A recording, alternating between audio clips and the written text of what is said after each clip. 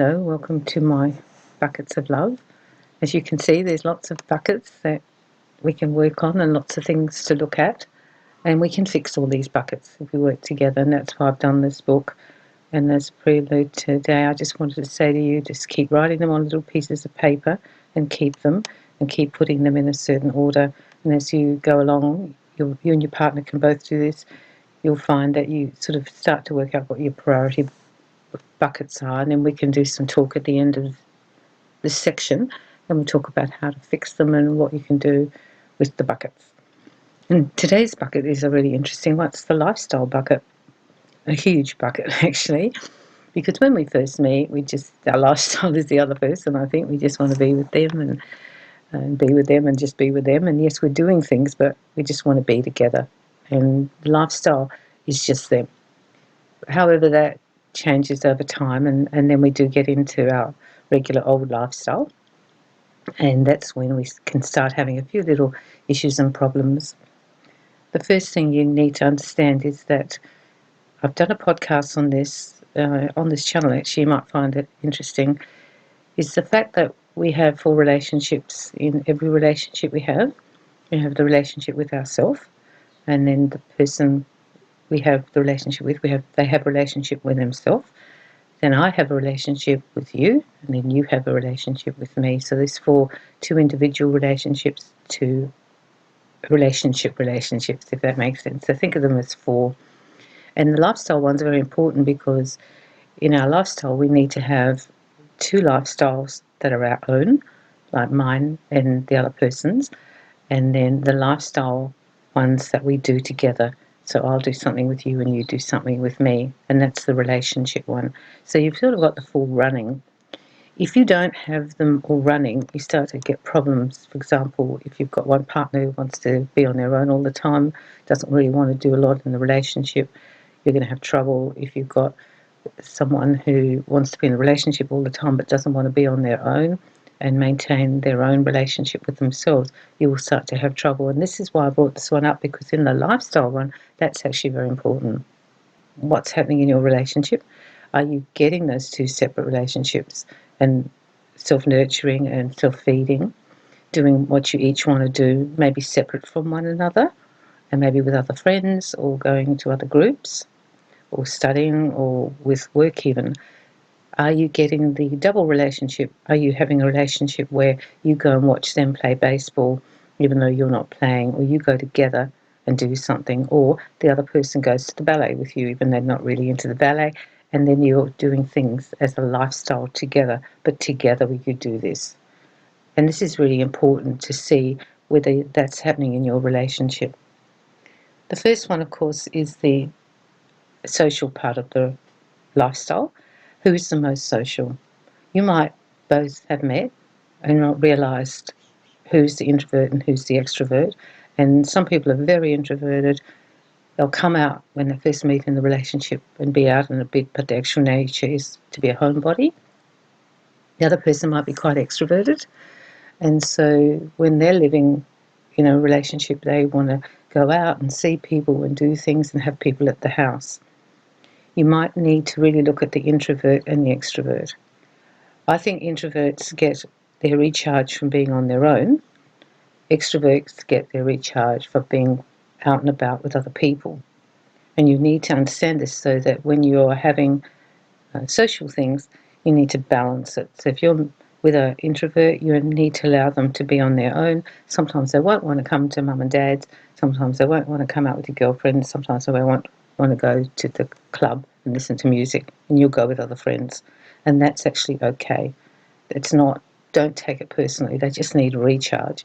If you're with the extrovert, you need to be good about going with them to mum and dad's, and you don't really want to sometimes, and you need to be good about them having people over. You might not come out the whole time, you might come out for part of it, but you need to allow your partner to be extroverted as well. Some of us are a bit of each, and we can be like half-half or a third and 2/3. And if you start looking at yourself, you can work out which one it is, which one you are, and it can change.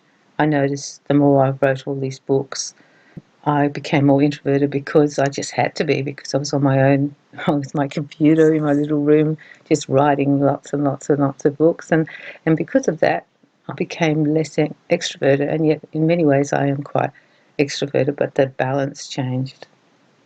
The other thing is the what you do. So if you're a person who's very outdoor person, or if you're a person who's a very indoor person, and this will also make an impact on your relationship, meeting the needs of the lifestyle.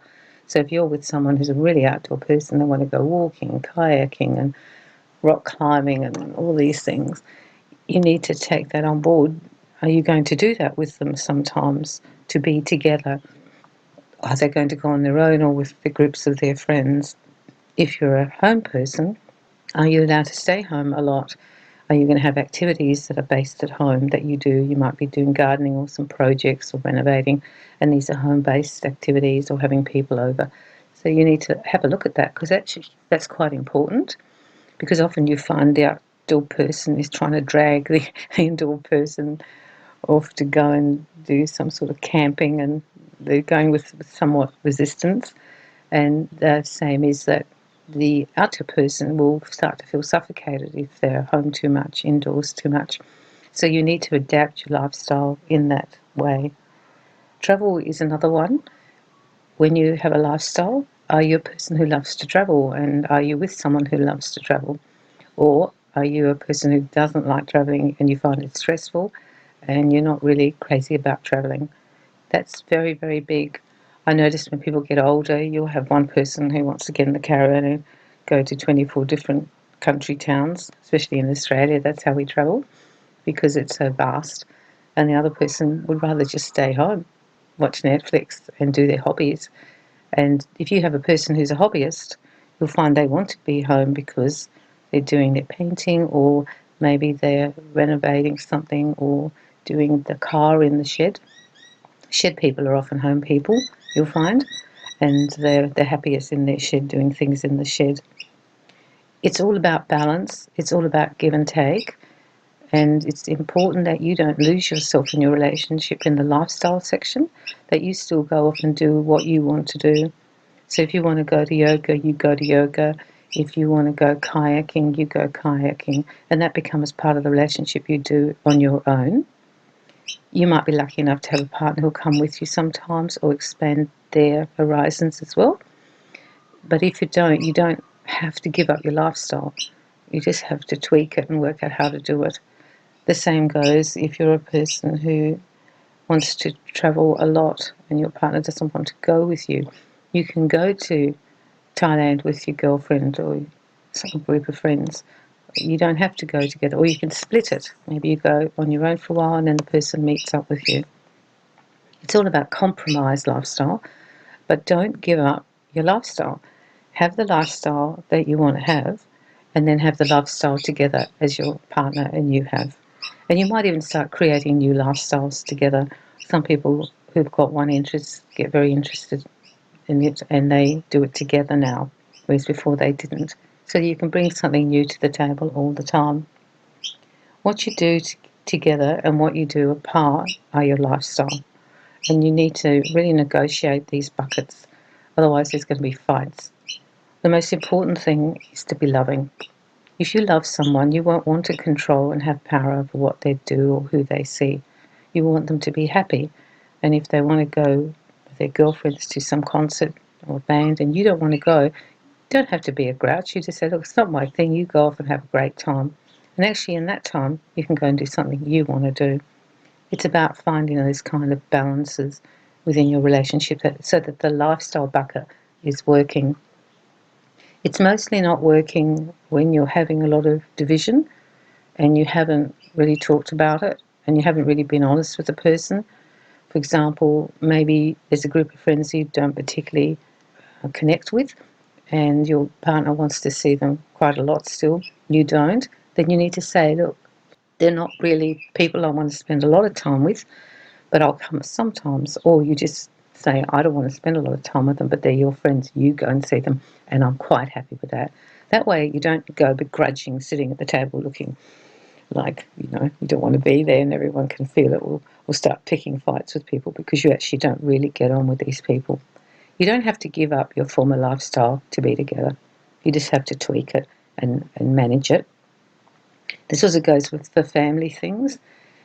You might find that your family don't see each other a lot, and the person you're with now sees their family constantly, and you find that rather overwhelming. So you just talk about that, and you go when you want to go, and they go whenever they want to go. So if they want to see their family 5 times a week, they go, and if you only want to do it once a fortnight, you go. You've got to just basically be honest and tell the truth. And this is where the truth bucket, I suppose, comes in, when you tell the truth. You don't have to be rude about their family, but you have to talk about what you need and what works for you. And to be quite honest, if you've got a job which is very tiring and or demanding, you would need some time to have on your own, perhaps, or just with your partner, where you can actually relax. And that's the other thing in the lifestyle, that you have to find ways that you relax, whatever they are. If you find that watching a certain TV program or tootling around in the garden or playing with something in the shed and whatever you like to do is relaxing, or going for a walk, you need to choose those things in your lifestyle, because the more relaxed you are, the more happy you are, the better partner you will be. You can't be trying to please your partner on everything and not really telling the truth. If you don't really want to do it, sometimes we do it. My husband didn't really love ballet, but he would come to the ballet with me. I don't think it was really his thing, but he did it. So we could be together and we'd go out and have a coffee and something. Sometimes we'd go and have dinner and then go and see the ballet. It was my thing. I loved it. I adored it. And he enjoyed to see me so happy, so he came with me. Likewise, I went to countless sporting events, and I'm not a sporting person, but I went and I followed him and I watched him and I cheered him on and talked to the people afterwards and went to all the shows.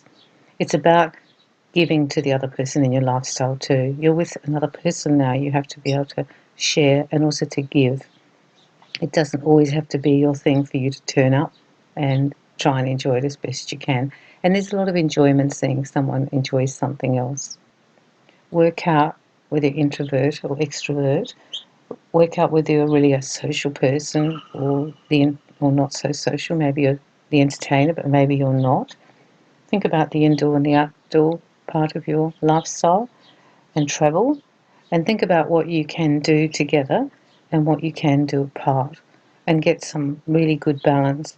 Because if you don't fix up the lifestyle one, you can start having a lot of fights and a lot of resentment can come in, because you basically haven't discussed it and you haven't worked out what's best.